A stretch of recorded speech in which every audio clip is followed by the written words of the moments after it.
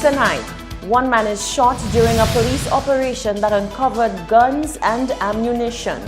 The Shaw family is in Dallas for a summit about race, unity, and leadership held in Botham's honor. He always spoke out against racism. We want to explore the spiritual nature of racism. And the opposition St. Lucia Labour Party laments that there is still no inquiry, investigation, or even confirmation regarding the Pajoa letter. The details of these stories and more are coming up.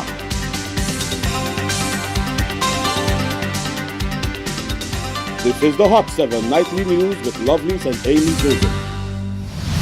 Good night. It is Thursday, the 16th of May, 2019. Welcome to the Hot 7 TV Nightly News. We're on Flow, Channel 117, also being simulcast on Kiss FM 105.5 and 105.9, on our website, www.caribbeanhottv.com, and of course on our free Caribbean Hot FM mobile app. I'm Lovely St. Amy Joseph. Thank you for joining us. On Thursday, the 16th of May, at about 5:30 a.m., a police operation was conducted at Grand Riviere Grocery. A warrant to search property was executed upon a residence at Grand Riviere. During the conduct of the search, one 9mm Beretta pistol, 14 rounds of ammunition, and a quantity of illicit drugs were recovered. 4 individuals are currently in police custody in relation to the incident.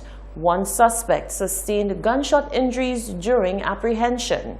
He is currently admitted at the Victoria Hospital in stable condition. Charges are expected to be laid shortly. Further information regarding the progress of the operation will be made available very soon by the press office of the Royal St. Lucia Police Force. In other news, a special guest at an SLHTA luncheon spoke to investors, hoteliers, and their representatives, as well as officials from the police force, on the importance of safety and security. The matter, he says, is one which stands to affect the island in many more ways than one if not attended to carefully and quickly. Rochelle Gonzalez reports. World-renowned consultant on tourism safety, Dr. Peter Harlow, has been on island for 1 week, lending his expertise to the St. Lucia Hotel and Tourism Association on a mission to give advice and recommendations on the issue of crime.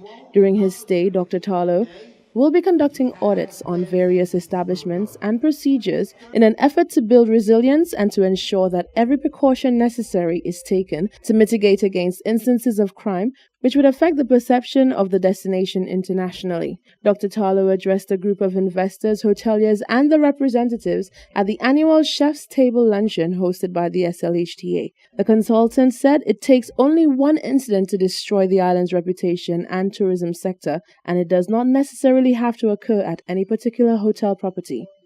When I come as your guest, I'm not just the guest of the hotel, I am the guest of St. Lucia. And that means that if I'm staying at this hotel, and I might be as safe as ever possible, but I go into town and someone, God forbid, murders me or hurts me or whatever, it takes one negative headline to destroy an industry. Now, no one knows exactly, and I'm giving you not an estimate, but only a guesstimate, so I want to make that really clear. But the normal rule of thumb, we say, is it will take about $100 of marketing to undo $1 of damage from a security issue. It is a lot cheaper not to have to repair the damage than it is to have to spend the money to repair the damage. Present in the place of the island's Commissioner Severin Monchery was Deputy Commissioner of Police Milton Daisy, who said that the Royal St. Lucia Police Force is cognizant of the fact that security and tourism should go hand in hand. Without proper security, tourism or any other investment may not succeed.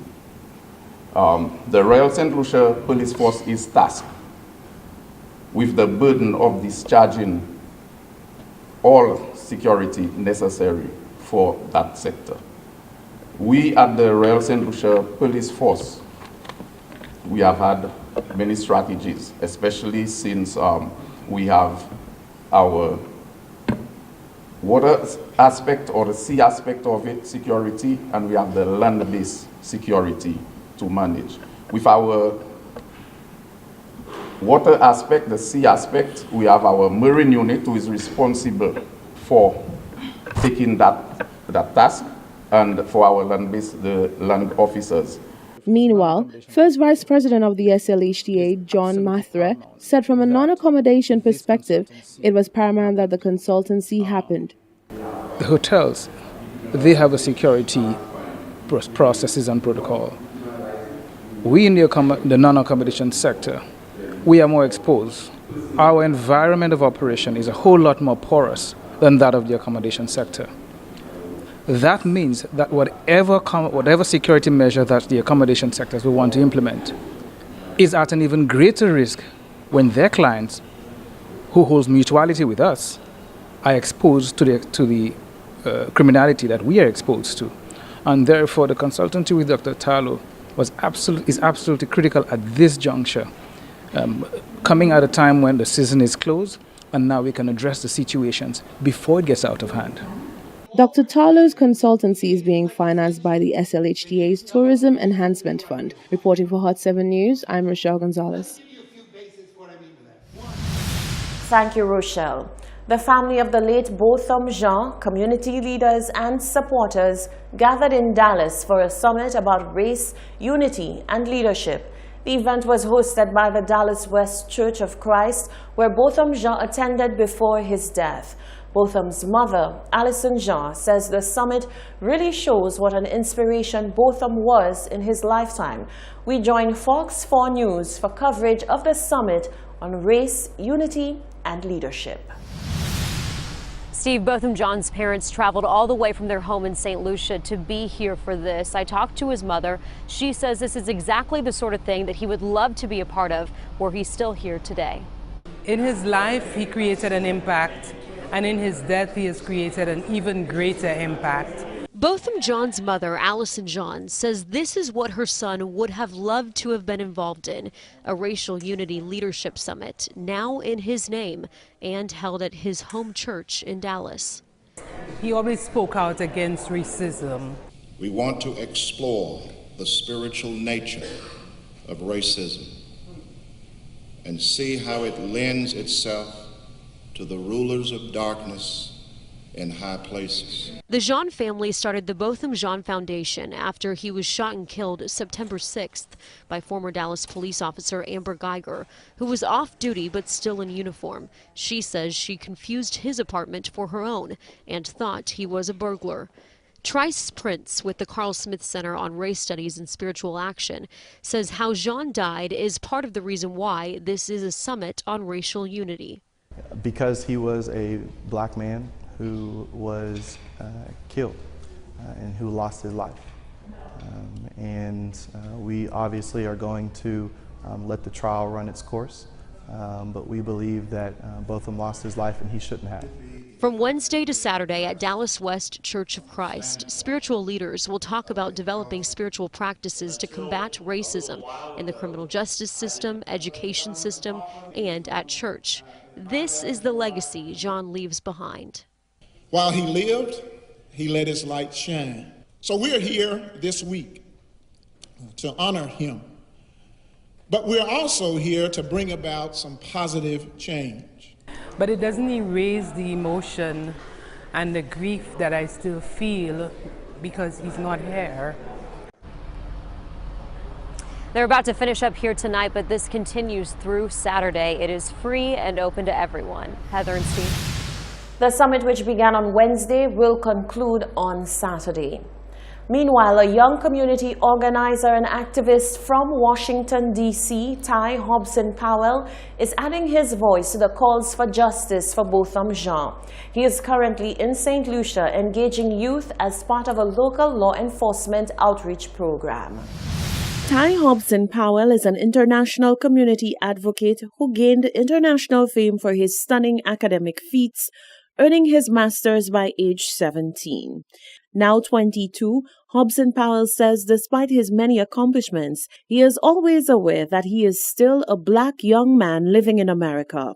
Issues of racial tension and police brutality have continued to dominate the headlines. Reflecting on the fate that befell St. Lucian Botham Jean, Hobson Powell says a great injustice was dealt to Botham Jean, his family, and the entire country of St. Lucia. He is adding his voice to calls for justice.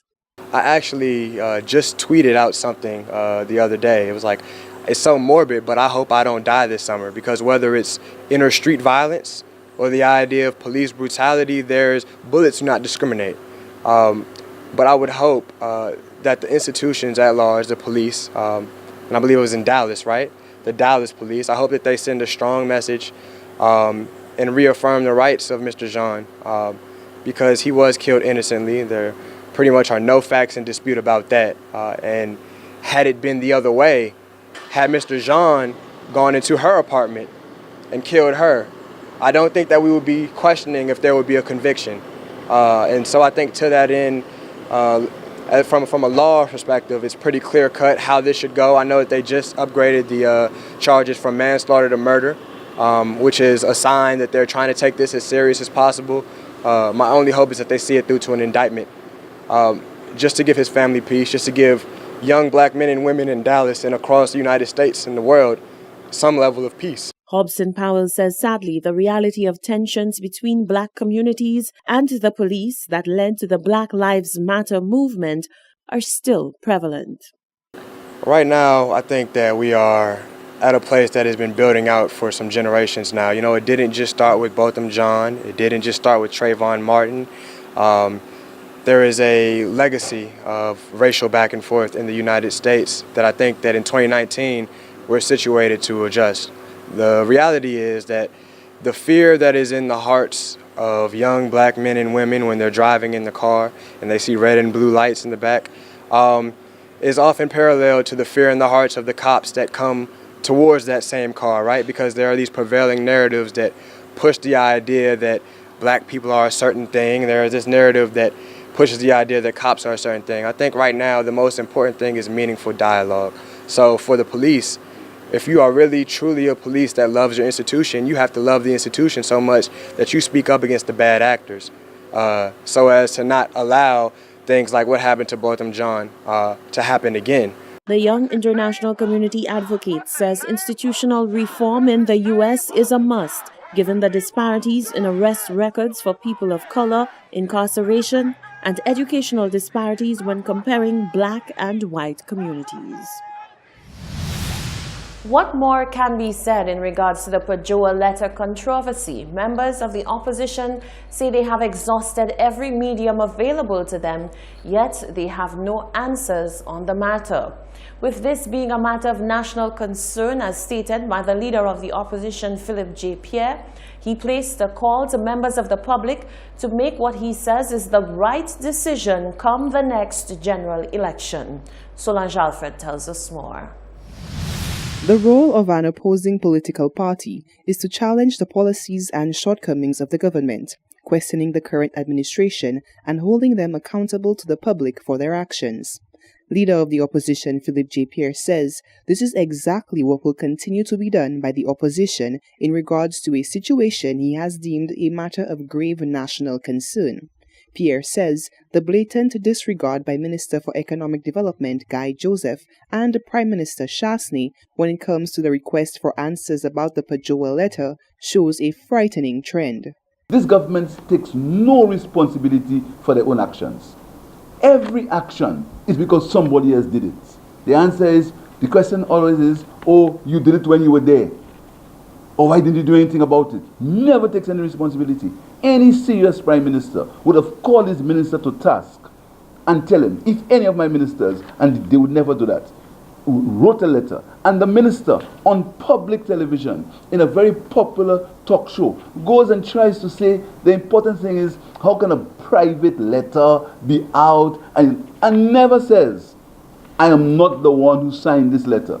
Meanwhile, members of the public, through media outlets and talk shows, have heard much about the Pajoa letter and Minister Guy Joseph's alleged involvement in the entire affair.